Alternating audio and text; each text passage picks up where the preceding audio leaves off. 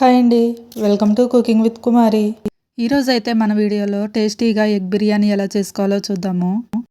రైస్కి సరిపడా గ్రేవీ ఎలా చేసుకోవాలో, టేస్ట్ అంతకు మించి ఇంకా ఎక్కువగా కావాలంటే ఖచ్చితంగా ఇలా ట్రై చేయాల్సిందే. మీరు కూడా ట్రై చేసి ఎలా వచ్చిందో కామెంట్ చేయండి. మీ స్టైల్లో మీరు ఎలా చేస్తారో కూడా కామెంట్ చేయండి.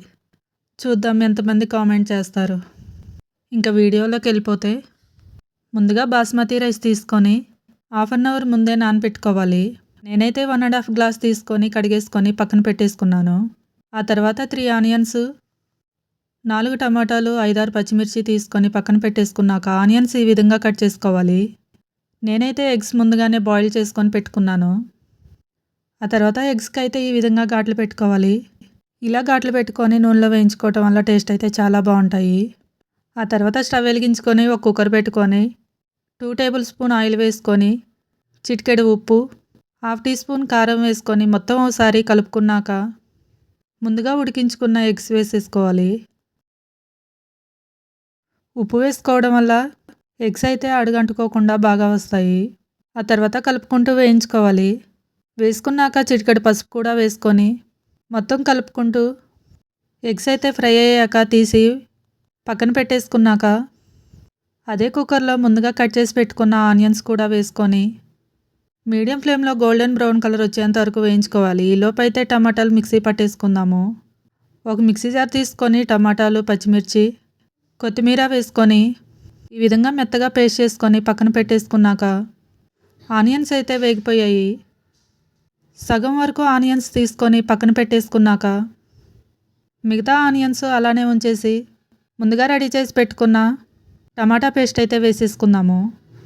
వేసుకున్నాక మొత్తం కలుపుకుంటూ వేయించుకోవాలి. మరోపక్క స్టవ్ వెలిగించుకొని రైస్ పెట్టేసుకొని బిర్యానీ మసాలాలు, 1 టేబుల్ స్పూన్ ఆయిల్, రైస్కి సరిపడా ఉప్పు వేసుకొని మొత్తం ఒకసారి కలుపుకున్నాక రైస్ అయితే 90% ఉడికించుకోవాలి. ఆ తర్వాత టమాటా పేస్టు కొంచెం వేగాక 1 టేబుల్ స్పూన్ అల్లం వెల్లుల్లి పేస్టు, చిటికెడు పసుపు, 1.5 టీ స్పూన్ కారం వేసుకున్నాక మొత్తం కలిసేలాగా ఒకసారి కలిపేసుకొని ముందుగా ఫ్రై చేసి పెట్టుకున్న ఎగ్స్ కూడా వేసేసుకున్నాక మొత్తం కలిసేలాగా ఒకసారి కలిపేసుకొని కొంచెం మగ్గించుకున్నాక ఒక 10-15 వరకు జీడిపప్పు, ఆ తర్వాత 1/2 కప్పు వరకు పెరుగు కూడా వేసేసుకొని మొత్తం కలుపుకున్నాక రుచికి సరిపడా ఉప్పు వేసుకొని 1 టేబుల్ స్పూన్ మసాలా పౌడర్ కూడా వేసుకొని ఈ మసాలాను అయితే నేను ఇంట్లోనే ప్రిపేర్ చేశాను. మసాలా వేస్తున్నాను కాబట్టి ఇంకే మసాలా అవసరం ఉండదు. మొత్తం ఒకసారి కలిపేసుకున్నాక ఆయిల్ ఇలా సపరేట్ అయ్యేంత వరకు ఉడికించుకున్నాయి. స్టవ్ ఆఫ్ చేసుకొని కర్రీ మొత్తం తీసి వేరే ప్లేట్లోకి వేసేసుకున్నాక చూసారు కదా, ఈ విధంగా తీసేసుకొని పక్కన పెట్టేసుకున్నాక రైస్ అయితే 90% ఉడికిపోయింది. స్టవ్ ఆఫ్ చేసుకొని రైస్ని అయితే సగం వరకు కుక్కర్లో వేసేసుకుందాము. సగం వరకు వేసుకున్నాక ముందుగా రెడీ చేసి పెట్టుకున్న ఎగ్ గ్రేవీ కూడా వేసేసుకొని మిగతా రైస్ కూడా వేసేసుకున్నాక ముందుగా తీసి పెట్టుకున్న ఫ్రైడ్ ఆనియన్స్ వేసుకొని 1 టేబుల్ స్పూన్ నెయ్యి కూడా వేసుకొని కుక్కర్ మూత పెట్టేసుకొని లో ఫ్లేమ్లో 10 మినిట్స్ ఉడికించుకోవాలి.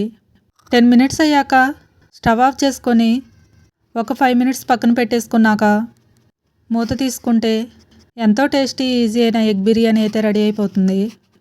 చూసారు కదా రైస్ అయితే ఎంత బాగా వచ్చిందో. టేస్ట్ అయితే చాలా బాగుందండి. ఇలాంటి మరెన్నో వీడియోస్ కోసం మన ఛానల్ని సబ్స్క్రైబ్ చేసుకొని ఫాలో అవ్వండి. మీకేమైనా బిర్యానీ రెసిపీస్ కానీ ఇంకేమైనా రెసిపీస్ కావాలంటే కామెంట్ చేయండి. బాయ్.